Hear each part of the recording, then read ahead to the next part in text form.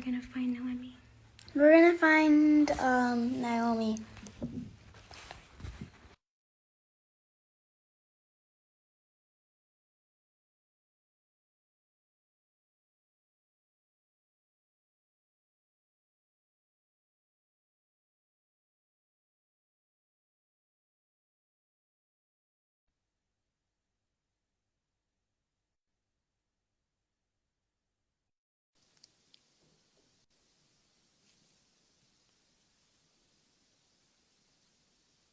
I'm here. I don't know. Am I here double?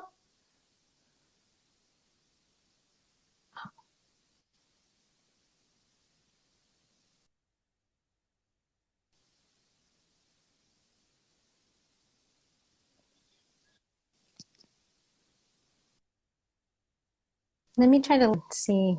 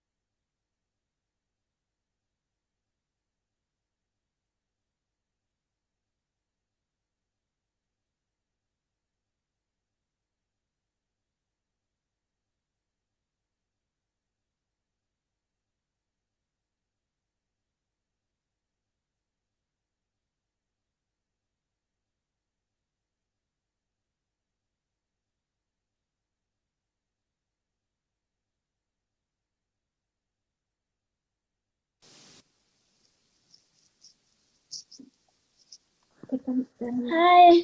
Hi. Hi, Eva. Hi. I'm so excited to meet you. Me too. Where are you calling from? I'm calling from. Oops. I'm calling from Fresno. Oh, still in California. Mm-hmm. Well, I'm calling in from Berkeley, up north. Mm. Awesome. Um. Well. So far we have participants, and I was wondering if maybe you could share to us a little bit about yourself. All right, that sounds good. And then when I share about myself, are you going to share about who you are as well? Yeah. Okay, great. Well, I'm Naomi Torres, and I'm the superintendent of the Juan Bautista de Anza National Historic Trail. And I work for the National Park Service, and I have my uniform on today. And I'm really excited to have this conversation with you. Thanks. My name's Eva, and so I'm joining from Fresno, California, and yeah, I'm in the 4th grade, and recently I got my Every Kid Outdoors pass. So yeah, we went to the Anza Trail, and I got to learn the history of it. Oh, did you do that online on the Anza Trail Junior Ranger? No, we actually went in person to the mission. Oh, which mission did you go to? The San Juan Bautista. San Juan Bautista. Oh, that's great. So now with that Every Kid Outdoors patch, or you can visit any national parks and take your family and get in for free. Yes. It's awesome to have that kind of power, huh? Then you can even decide which parks you want to go to.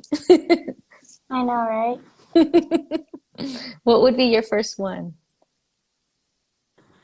Probably Joshua Tree. Oh yeah, that's beautiful.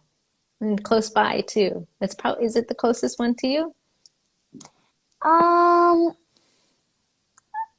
don't know. I'm pretty sure though. Actually, I think it's Yosemite, but it's one of the closest. That one's a great one too. Well, hopefully you'll visit some other national historic trails as well, like the Anza Trail. Yeah. The Anza Trail is one of our national historic trails. What can you tell us about the different kinds of national park units and in particular this type of national park service unit, and how is it different from the other NPS units? Yeah, thanks for asking. That was a really nice segue too.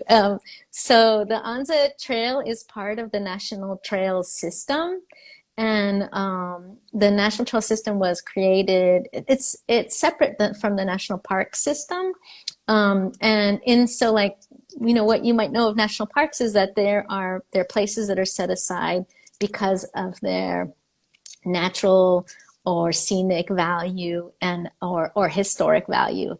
And they're places, they're like places that you can visit. And national trails are, you can visit them, but they're paths, they're long distance trails. And they also were set aside because of both their scenic value or their natural value or their historic value. And there's 30 national trails in the system.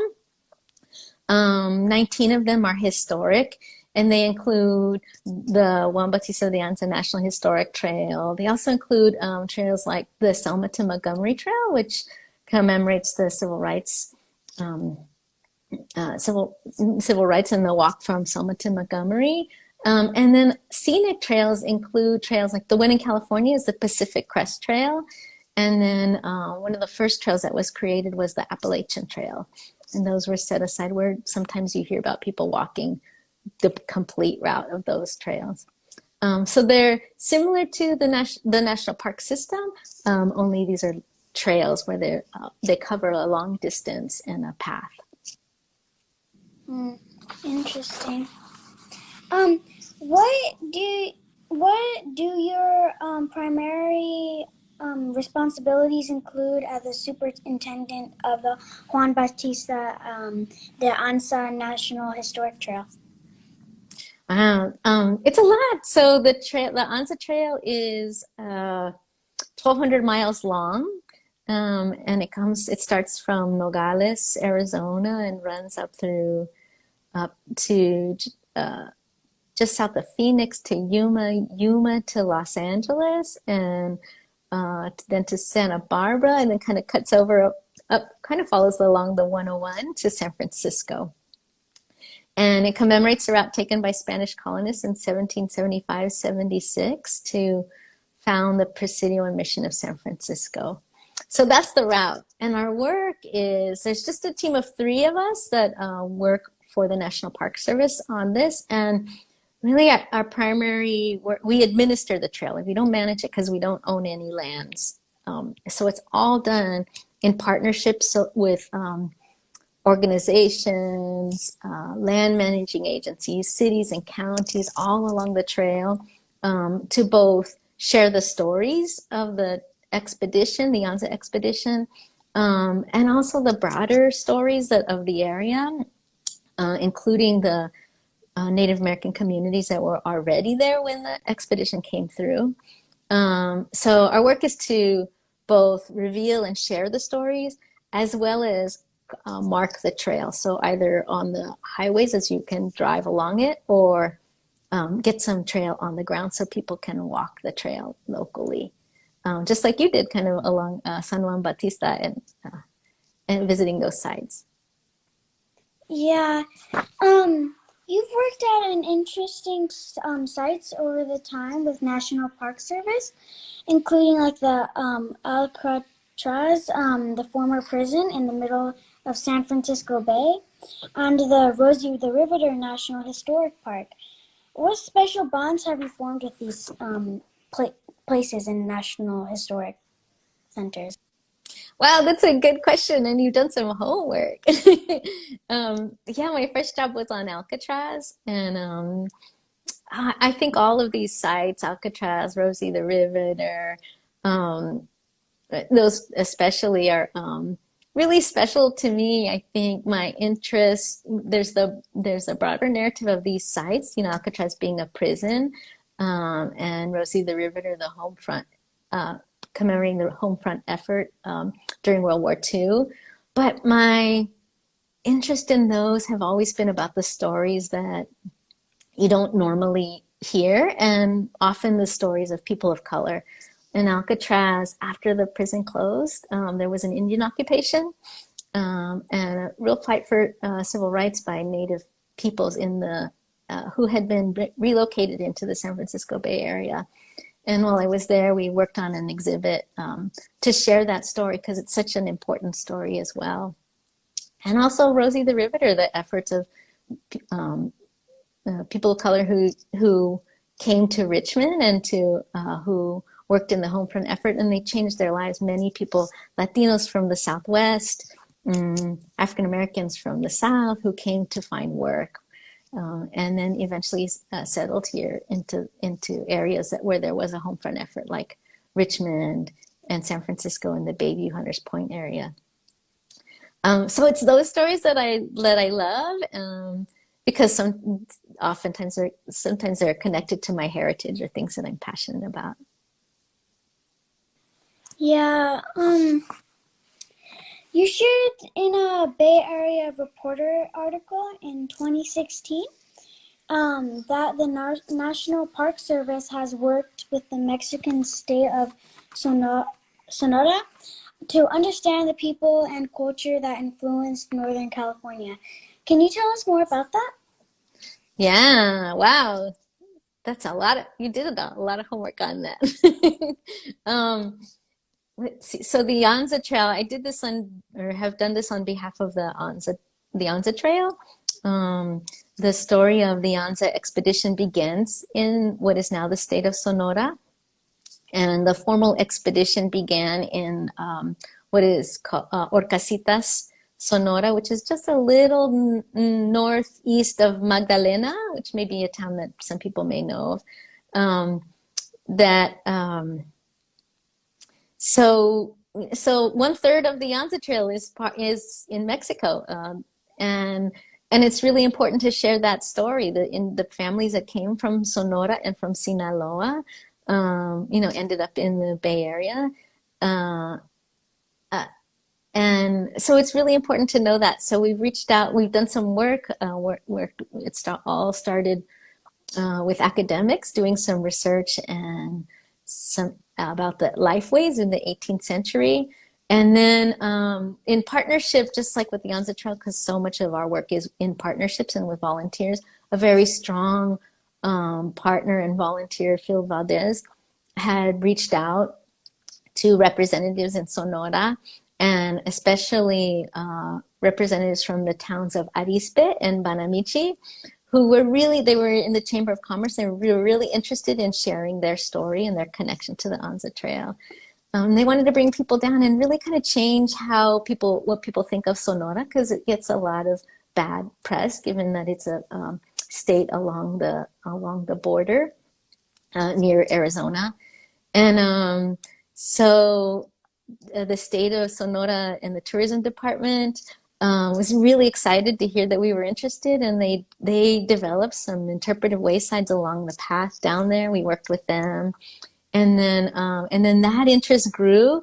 with some interest by INA, which is almost the equivalent of the National Park Service for Mexico, for the country Mexico. And INA is the National Institute for Anthropology and History, Instituto Nacional Arqueológico e Histórico. And so we're working with them, and hopefully a long-term goal would be to get a more formal recognition of the full, by both countries, the full route of the expedition. So I'm excited to do that. And what I find is really funny working with Ina, I know enough Spanish to understand, and they, in our meetings, they knew enough English to understand. So our meetings were often bilingual, where I spoke in English and they spoke in Spanish. And I thought that was such an interesting way of communicating, but we were able to understand each other and get a lot of things done. Yeah. Do you have a favorite section of the Anza Trail? Oh, there's some good sections, and you went to San Juan Bautista is such a beautiful section of the trail. That whole area, so really nearby. So it's tough because there's lots of really good ones. So I'm gonna kind of cheat. I'll share with you my favorite, but some other really good ones, and that is Mission San Antonio de Padua, which is just a little southwest of King City. It's near Jolon, California. And it's so beautiful because the mission is there, but as you approach it, you're on the Fort Hunter Liggett, and you just come into a beautiful oak valley, and it looks like, well, from what I heard, is like early California, like you stepped back in time with all this like beautiful oak valley where the oaks are spotted in the valley, and then you head on towards Mission San Antonio. It looks like close to probably what it looked like when the expedition came through. But some of my other favorite places, and I kind of had to give a shout out to them, are like around Yuma and the Colorado River. And the home of the Quetzal. It's such a beautiful area. And then the Sonoran Desert is just beautiful. That's all southern Arizona. And the Sonoran Desert National Monument is another pretty wild place. It's near just south of Phoenix. And I have a funny story about that. There's Cholla Cactus. Have you ever seen a Cholla Cactus? Yeah. They're like, can you describe them? They're like bundled up and stuff, like kind of like fists. Yeah, they're little, and they, if you get near them, you have to be careful that they don't get near you, because have you ever had one attach itself to you? Oh, they hurt. So, and it's almost like they jump at you. So I was pointing them out when we went, and I was like, oh, look at it. It looks kind of fluffy, but it's not. And I was like, oh, look at that. I just want to touch it. And then we were walking along, and the next thing I knew, there was a Cholla cactus attached to my ankle. So I'll always remember that. And you have to flick it off with like a hair, like a comb or something. But that was a really interesting thing. It was kind of embarrassing for me. But anyways, the Sonoran Desert National Monument is beautiful. And then I have to go make a shout out to Sonora, because that is such a beautiful area, especially near Magdalena, and then of course the Santa Cruz River along from Nogales to Tucson is such a beautiful segment of the trail. There's so many parts to visit. It's hard to state a favorite. Yeah. What advice do you have for young people like me, who want to follow a path like yours? Oh, I would say follow your interests. Just follow that passion that's within you. And then the other is to share the special skills that you have, like your superpowers, and make sure that people know like that's what this is my superpower. This is the special skill that I have. And then, just use the network of people that and ask friends of friends if you have an interest in certain areas, because likely somebody will know or be knowledgeable of the interest that you have. And don't be afraid to ask questions. Just like this interview, don't be afraid to ask questions, and even ask for like, well, do you know somebody else that might be able to help me follow this path? But the biggest thing is just be proud of who you are and your special skills, and like share with them that, you know, this is my superpower. Thanks. Do you have any questions about me? Yeah, I do. So I understand you're in Fresno and you're in 4th grade. I'm curious if you have any favorite subjects that you like. Personally, I like I don't really know. That's okay. When you went to San Juan Bautista, what were your thoughts about that when you went along the trail there? I was surprised because me and my sister we weren't really prepared for like how exposed the trail would be, because like there wasn't much shade on the trail that we went. So like my sister and I were very hot, but like, and other than feeling like, besides feeling like hot, I guess, I was amazed on like how people just got through that, because like we were tired of like not even a mile walk, and like they had to walk a few thousand miles to like get to their northern frontier. Yeah, it really makes you think about that, like that long of distance. And you know, the majority of the expedition was around your age. That went along the trail, those 1,200 miles. Actually, it was more than 1,800 miles. It was a good distance. I know that you're Latino Outdoors' youngest volunteer. Can you tell me about the stuff that you do for Latino Outdoors? Well, recently we had a meeting, and it's called Semita Outdoors, and it's where like we teach other people about native plants and like flowers, and like, you know, signs of spring and stuff. Our recent one was about native plants and like, you know, how they can be useful to us. So yeah. And Mm, my latest project. that's your latest project?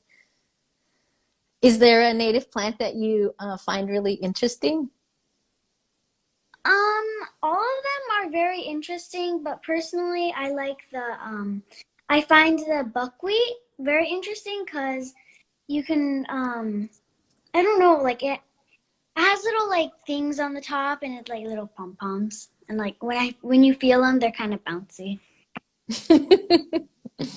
Yeah, that's true. Buckwheats are pretty cute. Oh, awesome. Let's see. Is there anything else that you'd like to share with Latino Outdoors about yourself? I don't really know. What are your hobbies? Um,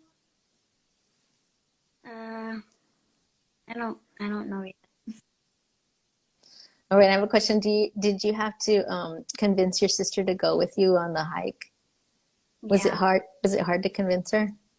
Yeah, because she usually sticks to what she thinks and doesn't really change her opinion about stuff. Is she an older sister or a younger sister? She's a younger sister. We're like, Oh, I miss that. Are you close? um, yes, but sometimes she gets mad at me because I don't want to clean up some things, and then we get in a fight, and So, sorta. Yeah, that happens with siblings, huh?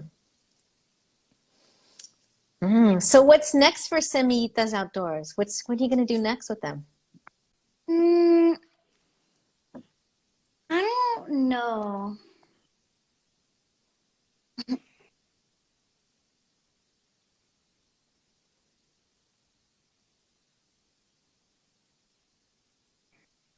Um, I don't know yet. We're I don't know when we're gonna plan it, but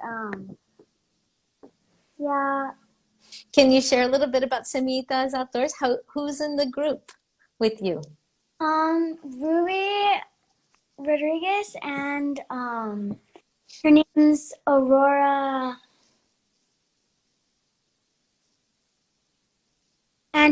Perez. Oh, Yeah. I'm sure you'll have some really nice outings planned in the future, learning more about nature. Were you before you started volunteering for Latino Outdoors? Do you have an experience with nature? Well, Yeah, we used to live like 8 hours north from here, and there it was like really there was like a lot of national parks and like forests there. So but we had to move because my sister, she missed my dad, so I see. we had to move. Yeah, so that's like most of it. Well, what's your favorite part about being in nature? Um, mm, um, I I don't know. I just like it all. Yeah, I can see being inside, being in nature amongst the trees, or even the Cholla cactus, huh? Um, yeah. Well, I really wish you good luck with Semita's Outdoors. That sounds like a really fun program, and maybe I'll be able to join you sometime when you head out. Yeah.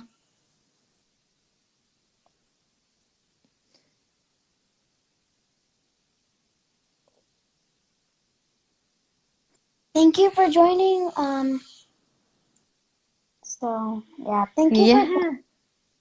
Well, Eva, it was really great talking to you. I wish you all the best, and I hope that you were able to visit national parks with that Every Kid Outdoors.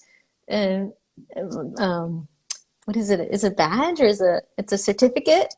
Yeah, Um, it's a like card, I think, and then you like give it to the national park office thing. to when you enter. Yeah, Yeah, I hope you're able to visit as many national parks as you can with that. Take your family and especially your sister. hopefully she wants to. Well, it's great talking to you. I wish you a great weekend. Thank you. Bye bye. Bye.